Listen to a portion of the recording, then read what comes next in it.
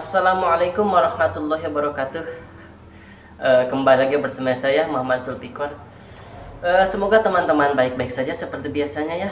Kali ini kita akan mereaction atau menonton beberapa video yang paling menjengkelkan sedunia, oke. Bahkan untuk saya pribadi, pertama-tama ya maaf untuk kaum perempuan ya, maaf sekali. Tapi akan saya jelaskan dalam versi agamanya, oke. Kita lihat videonya. Kita lihat beberapa videonya ya.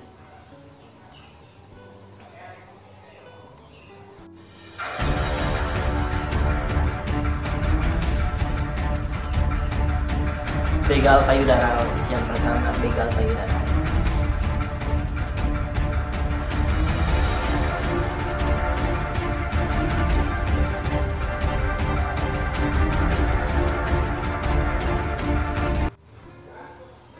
Kemungkinannya begal payudara kan itu berdosa banget lah, melecehkan ke perempuan.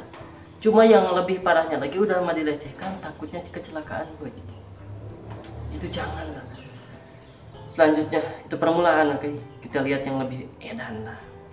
Mendapat uang, pemuda itu justru babak belur dihajar warga yang masih kerabat korban. Pemuda berinisial TD ini berulang kali memohon ampun pada sejumlah pria yang baru saja menghajarnya hingga babak belur. Pelaku pencabulan berusia 20 tahun itu sengaja dipancing oleh keluarga korban untuk datang ke halaman salah satu minimarket di kawasan Ciputat, Tangerang untuk mengambil uang yang ia minta dari korban disertai ancaman. Awalnya korban yang masih berusia 15 tahun berkenalan dengan pelaku di media sosial. Ia lalu dibujuk untuk bertemu di sebuah apartemen. Namun di tempat itu ia justru dicabuli lalu diminta menyediakan uang sebesar 1 juta rupiah. Jika tidak, pelaku mengancam akan mempermalukannya di media sosial. Ketakutan, korban pun menceritakan kejadian itu pada keluarganya yang lantas menjebak pelaku hingga berhasil ditangkap. Usai dihajar, pelaku pun diserahkan ke Polres Tangerang Selatan. Dari hasil pemeriksaan, diketahui pelaku telah 2 kali melakukan aksi yang sama di kawasan Bogor, Jawa Barat. Jangan terlalu percaya pada lelaki loh. Emang gimana sih perempuan, jangan terlalu murahan lah. Cuma gitu doang loh. Di media sosial ketemu kena malu lah, janganlah. Laki-laki jangan sekarang kan, zaman sekarang jangan pernah percaya sama laki-laki kecuali keluarganya ya. Bahkan nanti keluarganya pun ada yang benci. Jadi hati-hatilah, tetap hati-hati. Selanjutnya, setelah sempat buron hampir 1 minggu, sopir dan kernet angkot jurusan Serang Balaraja yang merampok dan memperkosa penumpangnya akhirnya ditangkap. IS dan GG, 2 pelaku perampokan dan pemerkosaan terhadap seorang perempuan berusia 24 tahun di sebuah angkot. langsung ke selanjutnya, oke. Sejumlah warga komplek perumahan di kawasan Padang Selatan, Kota Padang, Sumatera Barat, menggerebek kediaman pelaku pencabulan terhadap 2 bocah di bawah umur. Ironisnya, pencabulan dilakukan oleh satu keluarga, yakni kakek, paman, 2 kakak kandung, sepupu, dan 1 tetangganya. Saat rumah bertingkat tersebut didatangi warga, Edan kan, selanjutnya. 10 pelajar yang sudah mencoreng dunia pendidikan di Kota Pariaman dipanggil orang tuanya pekan ini. Penelusuran dan pemeriksaan dari grup WhatsApp yang bernama Pelajar loh. Selanjutnya. ini sudah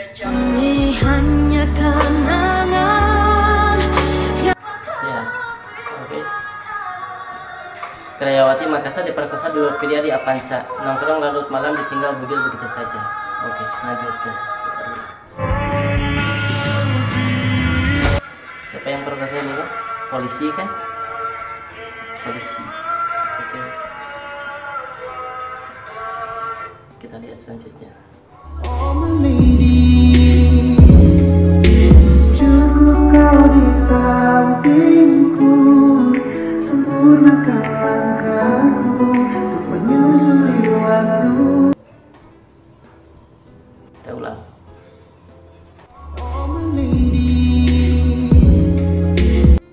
Yang atas diancam dibunuh, anak di bawah umur diperkosa ayah dan kakak kandung. Ayah dan kakak kandung. Di bawah perkosaan, guru pesantren menangis saat disodori bayi 4 bulan oleh anaknya dunia Selasa kiamat. Disekap 2 hari di KP, bocah 15-an ini paling edan ya. Baginya di KP, dia mau berteduh, disekap 2 hari. digilir diperkosa 14 remaja pria. Gelo gak? Edan kan? Maaf lah sebagai laki-laki, maaf sekali lagi ya. Yang di bawah tadi korban polisi. Pesantren.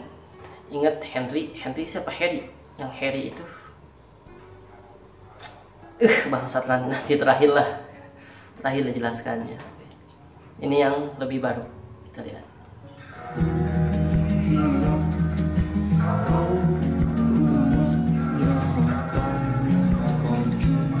Hilang 4 hari hilang saat beli pulsa. Kronologinya saat mau beli pulsa, mau pinjam uang ke temennya, dibawa ke kebun kelapa sawit. Di situ tempat kejadiannya, bahkan katanya 4 orang aja yang jadi tersangka. Setan gak kan? Jadi perempuan harus dengar kata orang tuanya, dengar kata ayah dan ibunya. Mereka tahu perasaan laki-laki yang lain, boy. Gini loh dalam agamanya, pertama, ketika ulama yang ditanya oleh Siti Robiatul Adawiyah kan, bagaimana akal dan nafsu dalam laki-laki dan perempuan. Laki-laki punya akal 9 dan nafsunya 1. Perempuan punya nafsu 9 dan akalnya 1. Tapi ingat, laki-laki akal 9 dan nafsunya 1. Jadi akalnya itu untuk mendapatkan nafsunya. Jadi nafsunya besar 1 itu sebetulnya, yaitu perempuan. Dia cari uang untuk perempuan, bagus sekali kan. Jadi dia bisa sayang sama perempuannya. Dalam Islam itu perempuan punya nafsunya 9, kemauannya banyak, akalnya 1, tapi tidak bisa mendapatkannya. Jadi mendapatkannya dari lelakinya. Seharusnya seperti itu. Tapi kejadian sekarang kan beda. Nafsu laki-laki udah gede nih, malah besar-besarin kan, malah dilatih loh. Pakai paragoy kan di TikTok kan, paragoyang seperti itu. Itu yang pertama coy. Mungkin kita merasa pertama paragoy doang, udah lihat selesai. Enggak coy, gak selesai. Setelah lihat paragoy mungkin jika terangsang masuk ke yang lebih dalam lagi, video porno. Sekarang kemana-mana kan. Setelah video porno, otaknya kan makin menyusut. Apalagi anak kecil kan, dalam studi, dalam sains, bahwa ada otak yang membedakan antara manusia dan hewan. Jika sering nonton video porno, otak itu hilang, yang itu hilang. Jadi tidak membedakan antara hewan dan manusia. Lihat hewan kan, nanti manusia jika seperti itu, nanti seperti hewan kita lihat sekarang. Anak kandung sendiri loh yang diperkosa coy. Udah kayak ayam kan. Anak kandung sendiri yang diperkosa oleh kakaknya yang seharusnya melindunginya, oleh orang tuanya, bahkan oleh paman, oleh kakek. Kakek dan nenek seharusnya yang paling mencintai, tapi kok bisa gitu kan. Itu artinya harus dijaga, harus dengar kata orang. Dalam Islam bukan mengatur, bukan. Ada halal haram, bukan banyak aturan, bukan. Kalau haram membahayakan, contoh makanan babi, kalau dimakan membahayakan tubuh jadi haram. Amer membahayakan tubuh jadi haram. Terus keluar gak pakai kerudung seksi, membahayakan lu sendiri jadi diharamkan. Itu masalahnya boy, itu masalahnya. Uhti ya teman-teman cewek, itu masalahnya. Udah seperti ini kan, yang disalahkan langsung ke laki-laki. Emang betul salah.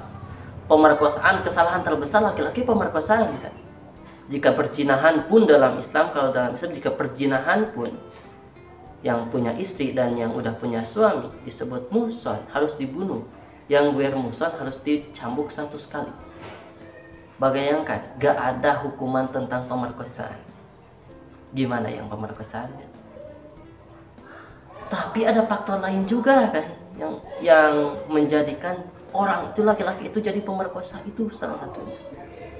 Udah mah nafsunya gede, ngaji jarang, terus nafsunya malah dilatih kan dengan hal-hal yang segala macam seperti itu kan.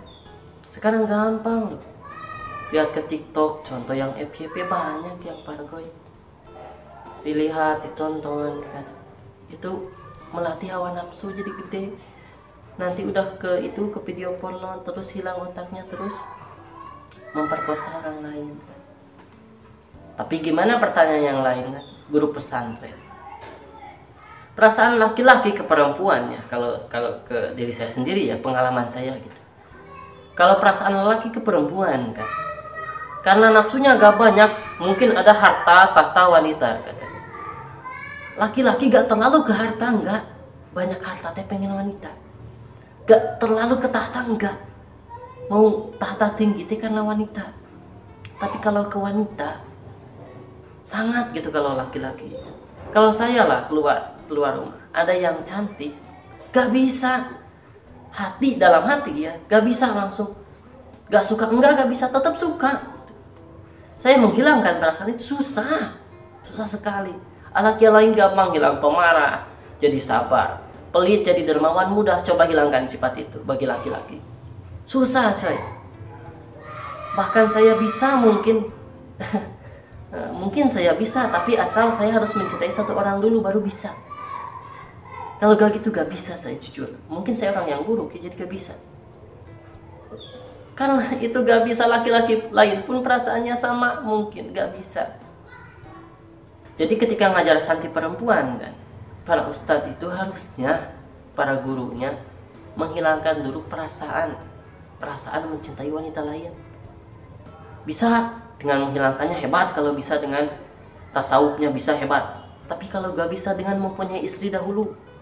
Jadi ketika ada yang lebih cantik, dia ingat istrinya, oh istrinya lebih cantik. Ada yang lebih baik, dia ingat istrinya lebih baik. Ini mah enggak, perasaan itu belum hilang, ngadain pesantren. Pesantrennya pesantren perempuan, nafsunya masih gede. Siapa yang gak suka kan? Lihat anak pesantren perempuan, udah mah cantik, rapih kan. Nurut ke gurunya, siapa yang gak suka? Seenggaknya lah melirik, paling kecil melirik, senyum, paling kecil itu. Senyum genit ya. Terus kalau dibiarkan lama-lama, apalagi dilayani oleh perempuannya, kemungkinan ke fisik. Pertama mudah kan, bisa toel bujur bahasa Sundanya mah kan. Setelah itu keenakan, semakin maju kemudian terjadilah seperti yang di Bandung kan. Udah mah ajarannya emang salah Syiah kan, katanya emang ajarannya salah kalau Syiah. Kalau begituan sama kiai katanya berkah, padahal tolol itu, zina masuknya. Ada di Tasikmalaya, bahkan ada lagi kasus pencabulan sama. Itu masalahnya. Jadi yang mau jadi guru pesantren perempuan, hilangkan dulu perasaan mencintai perempuan lain. Kalau belum hilang jangan coba-coba, jangan. Tergoda loh, pasti tergoda, 99% lah. Kepastian hanya milik Allah, oke. Jadi kebanyakan tergoda. Harus dulu hilangkan perasaan itu dulu. Ada di tempat saya kiai seperti itu, sudah hilang perasaan. Dia gak berani, tetap gak berani mengadakan pesantren perempuan. Kenapa? Soalnya takut. Iblis gak akan diam, coy. Gak akan diam iblis. Jika perasaan itu hilang, lelaki terhebat perasaan itu hilang. Entah karena punya istri atau bukan, perasaan mencintai orang lain hilang. Itu iblis tegang lah. Menurut saya itu tingkat terhebat dalam akhlak laki-laki. Berhenti mencintai perempuan. Jadi tidak ke tahta lagi, tidak ke harta, karena dia hanya mencintai perempuan dan tidak ada perempuan yang lain. Itu akhlak terakhir menurut saya ya. Ada di tempat saya kiai yang seperti itu, cuma dia agak berani. Soalnya ketika kita sudah berusaha menghilangkan perasaan itu, kita mencoba mengadakan santri perempuan, kemungkinan besar perasaan itu akan muncul kembali. Jika ada yang cantik, lebih cantik, bahkan tidak cantik pun ketika kita suka kan, beda urusan kan? Jadi dia tidak menerima santri perempuan. Bagaimana perempuan mengaji? Ingat, kewajiban perempuan mengaji itu kewajiban bapaknya, oke? Kalaupun mau dipesantrenkan, pilih pesantren yang kalau kiainya laki-laki, perasaannya itu sudah hilang. Kalau kiai atau gurunya perempuan, ustazahnya perempuan, bagus ya, yang mengelola perempuan yang lebih bagus. Awas, tapi kok banyak kok, kenapa begitu bodoh kan? terperkosa oleh guru pesantren, kan bodoh kan. Dalam ngaji selalu dikatakan zina, dalam ini selalu dikatakan wala taqrabuz zina, zinanya terus siksaannya kan. Tapi kok kena, kok bisa kena. Ingat, ada sihir. Sihirnya di mana disimpan? Disimpannya, maaf ya gak semuanya, tapi kebanyakan ketika kalian masuk pesantren dikasih air. Apapun, laki-laki ataupun perempuan. Apa katanya? Tuh apa katanya? Minum ini biar betah. Padahal bukan betah, biar nurut dan gak pergi. Diminum kena langsung nurut. Mau ngajinya gak bisa, mau gimana tetap nurut. Perempuannya mau digimanain tetap nurut. Dicabak bujurna maksudnya, dicarikan ku tatangga. Apa katanya? Gitu-gitu ge kiai. Dibalik bangke. Kiai-kiai itu gitu, dibalik. Itu awas ya, dalam pesantren kebanyakan seperti itu.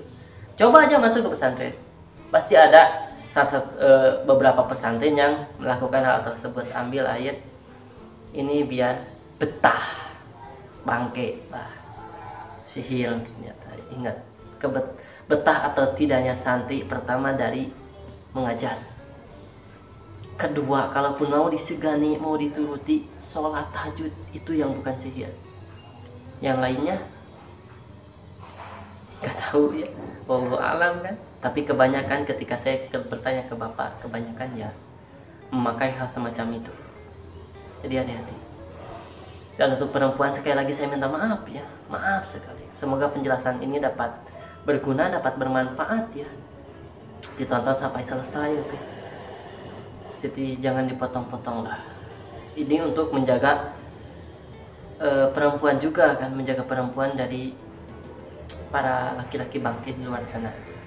Jadi kita harus tetap berpikir, tetap menyadari hal baik dan hal buruk, tetap mendengarkan apa yang orang lain katakan, tetap rendah hati ketika orang lain mengatakan kerendahan, mengatakan keburukan, kita tetap dengarkan ketika diajarkan. Okay. Semoga bermanfaat lah. Sekali lagi semoga bermanfaat. Maaf dari saya selaku laki-laki ya, maafkan sekali. Assalamualaikum warahmatullahi wabarakatuh. Saya lagi dulu guys. Jangan lupa like, comment, and subscribe.